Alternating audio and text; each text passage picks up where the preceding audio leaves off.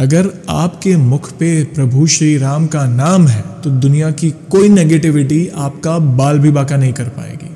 जगत के पिता के नाम का स्मरण अगर आप करते हो तो क्या चिंता, ग्रहों की चाल बदल जाती है, पत्ता तक पलट जाता है। वे अखिल ब्रह्मांड के नायक हैं, बड़े बड़े देवताओं के उन्होंने काम किए हैं। काज किए बड़े देव न किए, तुम वीर महाप्रभु देखे विचारो। कौन सुसंकट मोर गरीब को, जो तुम सो नहीं जात है टारो। बैगी हरो हनुमान महाप्रभु, जो कछु संकट होए हमारो। कौन नहीं जानत है जग में कपि, संकट मोचन नाम तिहारो। जय श्री राम दोस्तों, कैसे हो आप सब। आज के Q&A व्लॉग में आप सभी का स्वागत है। दोस्तों आज मैं फिर से एक बहुत ही इंटरेस्टिंग Q&A व्लॉग लेकर वापस लौटा हूं, जिसमें आपके सवाल होंगे, मेरे जवाब। तो ध्यान से इस वीडियो को आखिर तक अवश्य देखिएगा, क्योंकि क्या पता आपके कोई ना कोई सवाल का जवाब आज आपको मिल सकता है। वीडियो पसंद आए तो लाइक और शेयर करना ना भूले। नए हो तो चैनल को सब्सक्राइब करें, जय श्री राम का नारा लगाकर बेल आइकॉन को अवश्य दबाएं, ताकि आने वाले नए नए इंटरेस्टिंग व्लॉग्स हमारे फैमिली से जुड़े हो, ऐसे Q&A वाले हो या फिर प्रभु से जुड़ी कोई कथा क्यों ना हो, आप सबसे पहले देख सकें।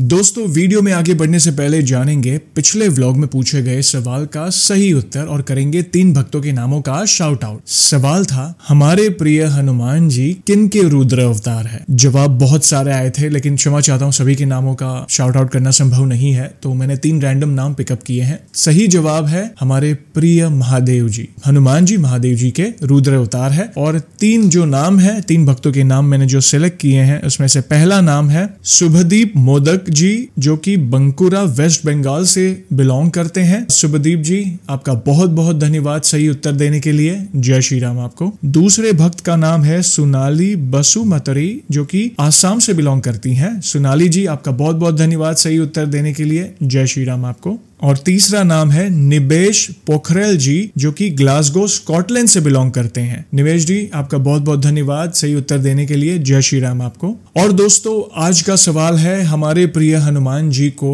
उनकी गदा किसने दी थी। सही उत्तर कमेंट में अवश्य लिखें, और सही उत्तर के साथ आप अपना पूरा नाम और आप कहां से बिलोंग करते हैं, यानी किस गांव के शहर से, वो भी मेंशन करें।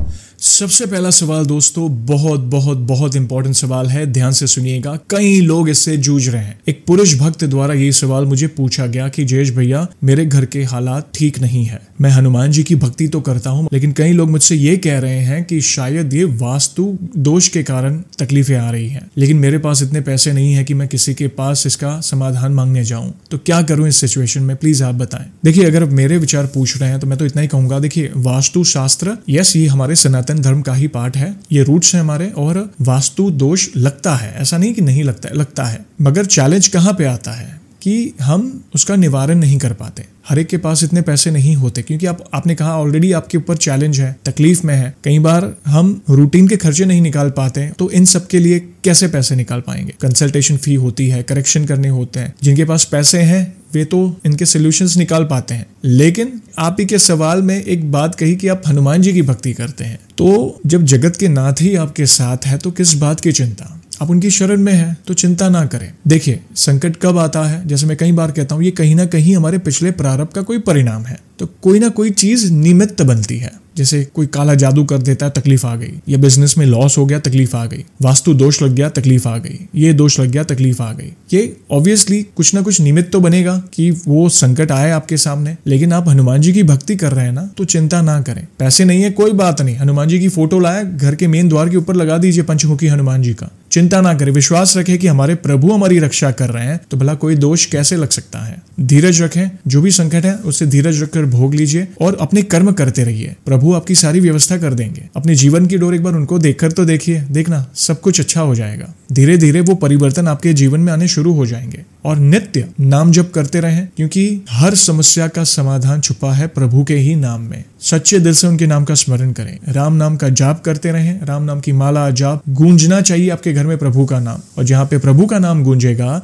वहां पे कोई दोष कैसे लगेगा। बस विश्वास रखें कि प्रभु आपके साथ हैं। मेन डोर के ऊपर आप हनुमान जी का पंचमुखी का फोटो लगा दीजिए। अगर आपके पास वो व्यवस्था है और वो सुविधा है तो हनुमान जी के नाम की ध्वजा आप अपने घर पर लगा दीजिए, और कुछ करने की आवश्यकता नहीं। आप चिंता बिल्कुल ना करें, वे है आपके साथ। आप समझिए, बात को समझने की कोशिश करें। होता है ग्रह दोष, ये दोष, बहुत सारे दोष होते हैं, मगर अगर आपने सरेंडर कर दिया है, आप प्रभु के शरणागत है, आपके रक्षक ही प्रभु है, तो क्यों चिंता करते हो। वो विश्वास रखिए। चिंता करने की कोई आवश्यकता नहीं है, कहीं पे जाने की आवश्यकता नहीं है। जिनके पास पैसे हैं वे तो जो घर की नींव रखते हैं तभी से सारे वास्तु की सुविधा मतलब उसके अकॉर्डिंग अपना घर बना लेते हैं। अगर आपको लगता है कि कोई कह रहा है, जाने दीजिए, ज्यादा ना सोचे, क्योंकि कुछ तो लोग कहेंगे, लोगों का काम है कहना, कहीं ना कहीं कोई ना कोई कुछ ना कुछ बोलेगा आपको। बस शरणागत हो जाइए और विश्वास रखिए, मैं प्रभु का दास हूं तो प्रभु मुझे कभी उदास नहीं होने देंगे। उन्होंने मेरे जीवन की डोर थामी है तो भला वे कोई संकट क्यों आने देंगे। धीरे धीरे ये समय भी बीत जाएगा, सब कुछ बदल जाएगा। प्रभु की शरण में मैंने कहा ना, ग्रहों की चाल बदल जाती है, पत्ता तक पलट जाता है। वे अखिल ब्रह्मांड के नायक हैं, बड़े बड़े देवताओं के उन्होंने काम किए हैं। काज किए बड़े देव न किए, तुम वीर महाप्रभु देखी विचारो। कौन सुसंकट मोर गरीब को, जो तुम सो नहीं जात है टारो। बैगी हरो हनुमान महाप्रभु, जो कछु संकट होए हमारो। कौन नहीं जानत है जग में कपि, संकट मोचन नाम तिहारो। सच्चे दिल से प्रार्थना करिए, देखना वे आपकी अवश्य सुनेंगे। दूसरा सवाल, ये भी इंपॉर्टेंट सवाल है। एक महिला भक्त द्वारा ये सवाल मुझे पूछा गया कि जयेश भैया, कितने दिन का हनुमान चालीसा पाठ का संकल्प लेना चाहिए, प्लीज बताएं। देखिए, प्रभु भाव के भूखे हैं। आप सच्चे दिल से जितने भी दिन, जितने भी पाठ करेंगे वे स्वीकार करेंगे। वो भाव, आप चाहे 7 दिन, 11 दिन, 21 दिन, 40 दिन, कोई कहता है ना 40 दिन का ही करना है। देखो, मैं भाव वाली भक्ति को ज्यादा प्रोत्साहित करता हूँ। मैं प्रभु का हूँ, प्रभु मेरे हैं। बस वो भाव कि आप 7 दिन करें, 7 दिन डेली 11 पाठ, या 7 पाठ, या 11 दिन 11 पाठ, 21 दिन 21 पाठ, या 40 दिन, या 100 दिन, या जितने भी दिन करें, या नियमित बिना संकल्प के भी जो भी आप कर रहे हैं वो भाव से करें, सच्चे दिल से करें। होता क्या है कि हमने चलो किसी भक्त का अनुभव देखा, उन्होंने 100 पाठ किए, उनकी प्रॉब्लम का निवारण हुआ, चलिए मैं भी ताव में वे जोश में 100 पाठ का संकल्प ले लेते हैं। मगर जब पाठ करने बैठते हैं तो वो दिल से नहीं हो पाता। 10-20 पाठ में मतलब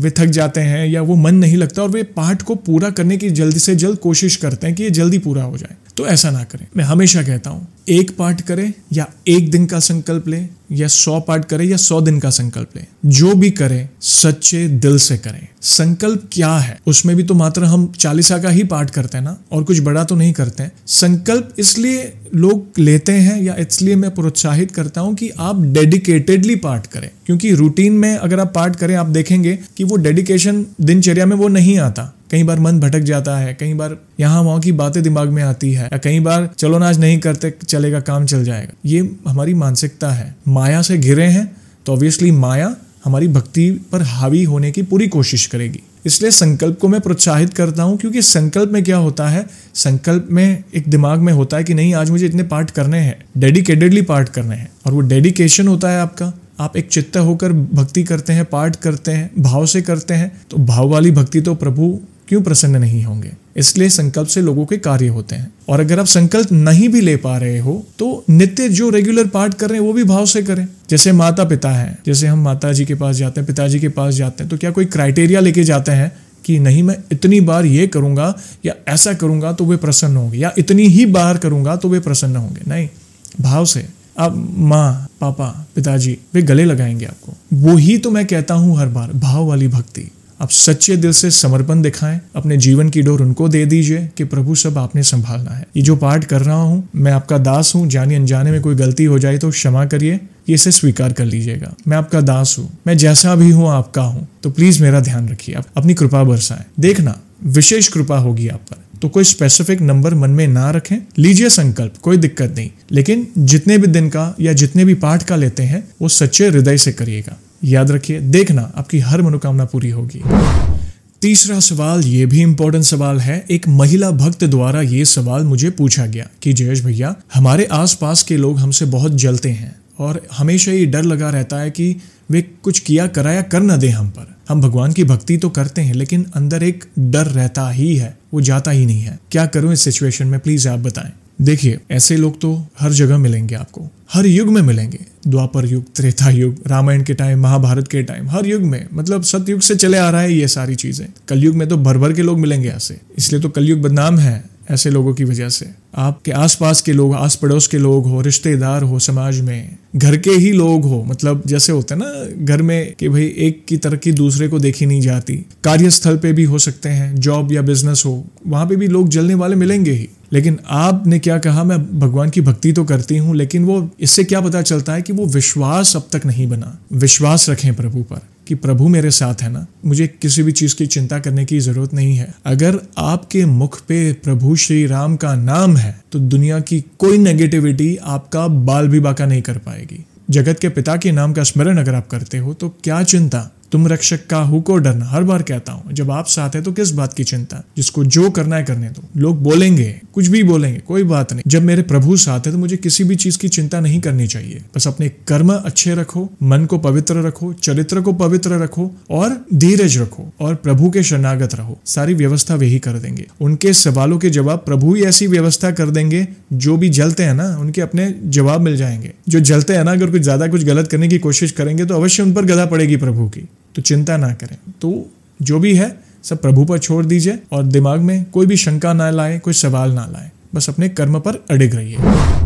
और दोस्तों, आप सभी को तो पता ही है कि व्लॉग को हम ऐसे ही एंड नहीं करेंगे। प्रभु के नाम का गुणगान जो करना है, और आज हम प्रभु श्री राम के नाम का गुणगान करेंगे जो हनुमान जी को बहुत प्रिय है। बस कुछ ही लाइंस हैं जो मैं हर बार गुनगुनाता हूँ, गाकर सुनाता हूँ। आज फिर से वही पंक्तियां आपको सुनाने जा रहा हूँ जो आपको भी शायद आती होगी। आप भी मेरे साथ गाइएगा और आपके विचार मुझे कमेंट में अवश्य बताएगा कि ये पंक्तियां आपको कैसी लगी। तो बोलिए, सियावर रामचंद्र की जय, पवन सुत हनुमान की जय। तीनों लोक अरु चार धाम में अवधपुरी सा धाम न दूजा।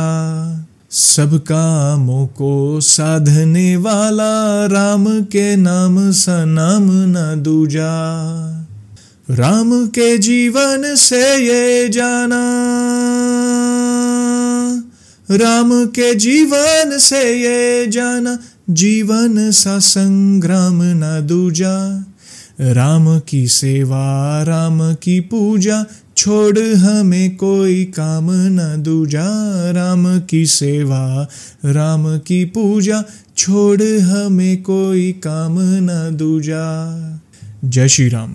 हमारे प्रभु जैसा कोई नहीं। बहुत ही अद्भुत पंक्तियां हैं।